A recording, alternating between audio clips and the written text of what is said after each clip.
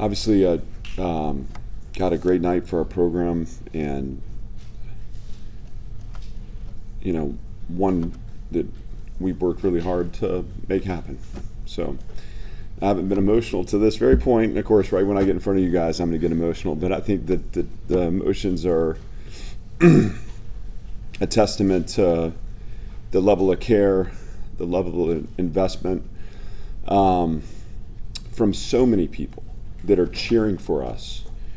To start with our chancellor, who, again, I said this from the jump, but none of this would be possible without his belief in what we're doing, and God, his willingness to reimagine what this program can be and open up resources and push. Obviously, to the best partner that I could ever ask for in Candace Lee.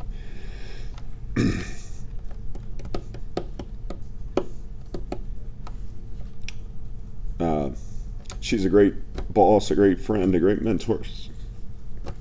And few people know the level of fight like she understands the level of fight. And again, I wouldn't be here without her from the interview till now. And her support, her belief, her willingness to set a path and open up a path for me to do the things I need to do to get this program headed where it needs to go. Again, I'm grateful, and I think there's a lot of credit that needs to go to her.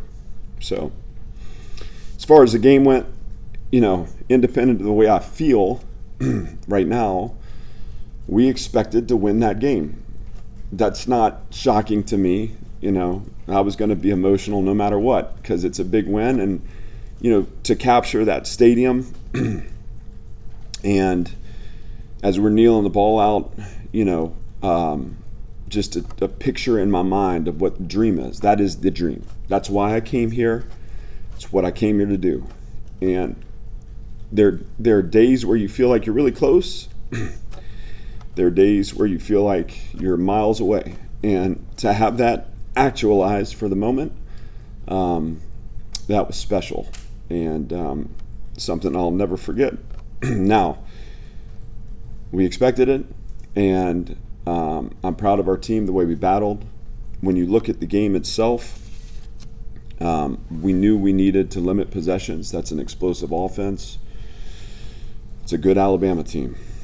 I've got a ton of respect for Kalen. I thought his guys battled too. And I believe they had 9 possessions. We said, in the game, part of our big 3 was a 10 possession game. So to get a 9 possession game means that we met that mark. That takes a team that's playing together. That's all 3 phases interlocked, and proud of that. If you look at it, I think we held the ball for 42 minutes. That's how you win games like that against good teams. The second key was punch, counter punch for us. We knew they were going to get their plays. We needed to sync up at the right times. We needed the next unit, no matter what had happened before, the next unit to step on the field and to dictate the energy on the field. And we did that, I thought the way we started the game, defensively with the turnover for a touchdown. I thought moments where we delivered stops and got the ball back. And obviously for our offense to counter punch at the end and finish with possession that was a lot of fun.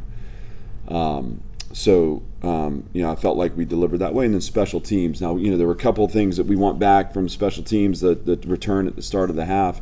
I think even the kickoff, the squib kick there at the end, we want to puncture vertically on that one. But on the whole, when you talk about the touchbacks on kickoff, huge. The pin punt that got them backed up set up a good complementary sequence that we needed. That's what a win looks like. It's a team win. That's what our program is. And we have everything we need here to replicate that. We were a more disciplined team tonight. We cleaned up the penalties. I was proud of that. Hopefully there's a great lesson for us to pull forward from that. And, we need to celebrate this and enjoy it and savor the moment. And then in 12 hours, we need to turn the page and focus on Kentucky. And that's what we'll do. This isn't an arrival for our program. It's the beginning in some ways. I do feel like this is a breakthrough moment for us, but it only matters in terms of the climb we're on and the journey if we turn and get right back into our process. So again, obviously, you know how much this means to me. I love our university. I love our city. I love our program. This is why I came back. It's meant to be emotional because, again, I bled a lot into this, and it just feels great to be able to celebrate with a team that I love and care about. And I look forward to doing that more in the future. So with that, I'm happy to open up for questions. The players, work so hard year round and have taken a lot of losses over the last 4 years. How happy are you for them to get this experience? I'm really happy for them. I think, again, we focus on our belief, and we understand that anytime as a competitor, I think anymore, the world is set up right now where you can avoid discomfort pretty easily. And I don't take it for granted that I've got a team of warriors that keep their jaw set in adversity. There's so many lessons to pull from this build. And I said it after Virginia Tech, and I said it tonight to the team, the guys that have been here, this their fourth year with me.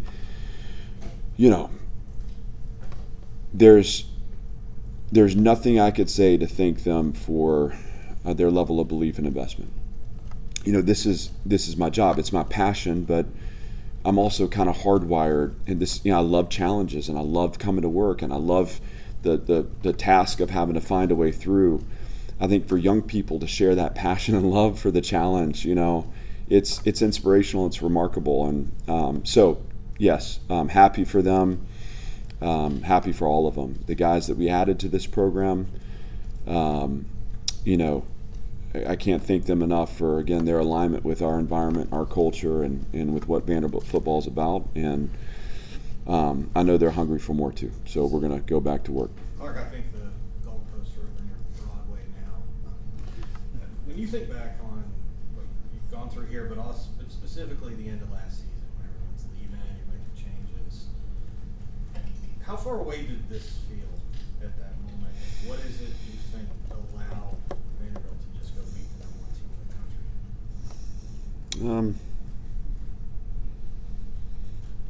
country? I think in those moments, look, there were some really hard days in December. And it was this feeling of, kind of evolve or die, adapt or die. Like we had to, it's not just good enough to just copy and paste in the process. We had to really dig in and say, what does this need to look like? And it started with, our belief statement, which was a great, eloquent, statement that we deleted and said, we're here to win. We're here to win. And so we're going to measure everything, every decision, action, every dollar spent against what it takes to win. And so that reframed some of those conversations that were really painful and really hard, because they also represented opportunities for my growth, our program's growth, and it actually, the obstacle became the way. It became the path forward. And I didn't love it, look, and I care about everybody in this program, and to have, every time someone leaves, it's like a piece of me goes. And I think that's a beautiful part of it too, because that piece is planted somewhere else, and hopefully they take something from the experience. But there were days where it was left foot, right foot, breathe, stay focused on the long-term vision, and find the path through. And what we learned in those moments, me, our staff, the support staff, I think of Barton, I think of Ben Coughlin, I think of Molly, I think of Earl Bennett, locked in my office trying to find that. What we learned a lesson in resilience and resolve. And the belief and the vision can be challenged to the point where you can't even see it anymore. Are you willing to do the next right thing the right way? And so certainly it felt like a large gap to close, and what we did is just focused on what the next thing was that we needed to do. That included hiring Tim Beck, that included hiring Jerry Kill, that included getting in the transfer portal, that included Candace opening up resources for us, that included retaining the team that we could retain and believing in them. And by the time we got to January and I had a team, I was ready to go. And at that point it becomes, let's have some fun building this thing and making it as good as we can make it.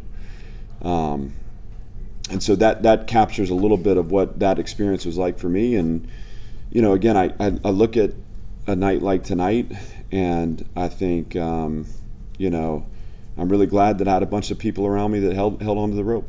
And I think it's inevitable that there's more adversity ahead. And what we need to learn from that is that we continue to evolve, we continue to grow, we continue to push for more, and we continue to find ways to level up. And that's what we'll do. Clark, did the Missouri game help make this happen? I don't know that I would say that. I think this team doesn't need an opponent and to measure themselves against an opponent to find confidence. They're confident. There's a belief embedded and inherent in what we do. I will say that as we've met disappointment, I mean, look, we stand here in celebration. A few weeks ago, we were on the road really disappointed.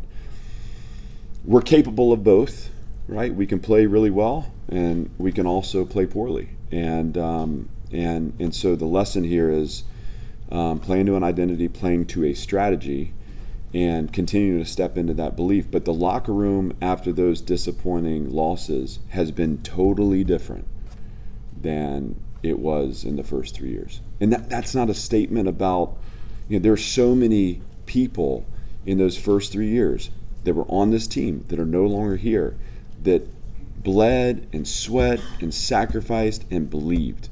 But the challenge has been getting everyone to do that. And it only takes a few people to pull the soul of the program down. And so a lot of times after losses in the past, especially tight losses, it felt like, just kind of a victim's mindset.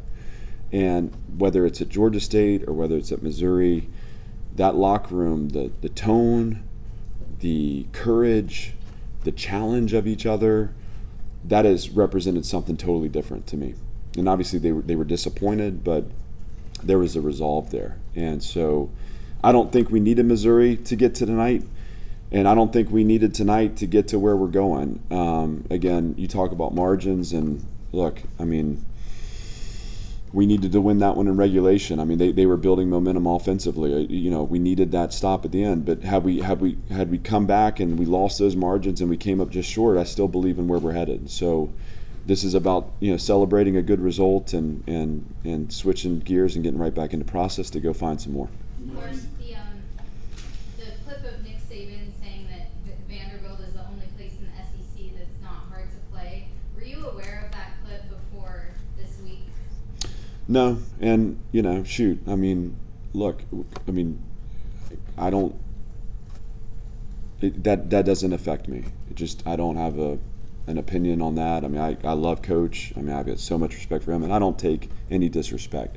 That way, what we need to do is fill the stadium with black and gold shirts, and when we do that, it will be a hard place to play. And it may not be the biggest, but it is on top of you, and it can get loud. And I think this is a glimpse in as to what Saturday night in Nashville can be. So I didn't know. I stay pretty well insulated in general, but it doesn't have enough effect on me. This could be a breakthrough for your program. Do you feel like there was a breakthrough moment in this game where the thought changes and the momentum changes? There were a lot of big plays, of course, particularly in the second half. The sort of sack comes up. Was there a play or two that you think back on in this game? I think the sack was huge. That was a big moment. Cam Johnson's touchdown was huge. I mean, it's all of them, right? I mean, I don't know that you can single one out. I think in some ways this game was won in the first quarter. When we were able to again score a touchdown and get a pick six. But what I think the breakthrough was in terms of the performance was we played a clean game and we played to our strategy. And I have talked about this, and I'm sure you guys are tired of hearing me talk about it. I mean, this is all I've said is game control offense, point limitation defense, special teams win field position. Let's play penalty free, and let's win the turnover battle. And that's what we did. And so I think it validates that thought internally. And so now we take that and we copy and paste it and move it forward. We talked about earlier, Clark, about how instrumental it was in opening up resources. You said with Kansas. what does a win over a number one national team do, you hope, potentially to further open up resources for this program? Well, I hope it does a lot. Look, I don't. I'm just. We keep working on who we are internally, and we let that manifest externally. And so what we're going to do is keep focusing on how we can build this program from within, bring the right people in, coach the right way, play the right way, connect with our community the right way, and deliver big moments and special memories. And I think people will start to pay attention, and that's my hope. But ultimately, a night like tonight hopefully moves the needle for some. Hopefully the next time we're at home, you get a sense of what this can be in terms of Vanderbilt support for our program. And I don't, I'm not bitter by that. I just, we have to play a certain way for people to take interest. Nashville, one of the things that's great about this city is there is a lot going on. And we compete with all those things, again, to draw interest of the people that are in our community. And hopefully this team is starting to do things that create ripples where more people will pay attention. And certainly when more people start paying attention, I think everyone will realize that we're just continued growth of resources away from building something that really doesn't need to take a backseat to anybody. I think I'm on record as saying the best program in the country. That's what I'm after. And it's cheap a little bit to bring that up right now, but that's what I said. And I think when I said it, no one really understood it. But the people that know me and know what we're doing here understood. We're going to keep doing the right things the right way. We're going to keep evolving and growing. We need people to take interest, and we need the resources, but we can get it done here. And tonight was a special night for me. It was a special night for Canada, a special night for Vanderbilt, a special night for my team. And here's to having more of these nights. We'll wrap up with Chris. You changed your center. You moved Lasorda to guard. You moved Castillo to center. Maybe the best your offensive line has played since you've been here. What went into the game plan? What did you guys do differently to succeed? Well, I think, look, I got to credit Coach K and Dylan Altenreith for the work they do with that front. I've said just how impressed that I've been with Chris Klanakis and his abilities as a coach. I mean, God, I've learned a lot from watching him. And by the way, I mean, as we were kneeling the ball out, he had a gash on his forehead and blood was dripping everywhere. And I think that's what you want your O-line coach to look like. His wife comes to practice, supports the players. I mean, she's there all the time. It was fun to have an embrace with her afterwards and just all that she's invested. That front, I'm really proud of the way we played, really in both lines of scrimmage tonight. And you can't talk about that with also not saying that, I think we have the best strength coach in the country. And the work that his staff has put in to make these moments possible. I mean, I felt like we physically were the more dominant team tonight. That's a statement. These guys played tough, and we made it hard. And they got some plays with their skill, and they were able to snuff out Diego a couple times, but we just kept throwing our punches. As far as the changes go, it's about the best 11 on the field, and we got to keep searching for what that is. I thought, obviously, with the way we played, that was masterful. We knew we needed a little more size at center. X has done a great job. He's a smart player. He obviously played really well, held up in there. I can't say enough about our offensive line. And in this league, you got to win in the front. I mean, it's just not going to happen unless you can win on the offensive line and defensive line. I thought on both sides of the ball, we did that. I thought we limited their run game. We have to play better on the perimeter defensively. We will contest the space and keep the ball in front of us, and we can't grow tired of that. Offensively, I thought tonight we were opportunistic with our shots, and I'm really proud of Junior Sherrill for missing one on the sideline that I know he felt like he could get, and coming back and getting a huge touchdown catch at the end. And so that's what this is about. But certainly a huge credit to the front, and I'm glad we have the coaches and the players that we have. I'm proud of them. Thanks, everybody. We're gonna get the players in here now. Thank you, guys.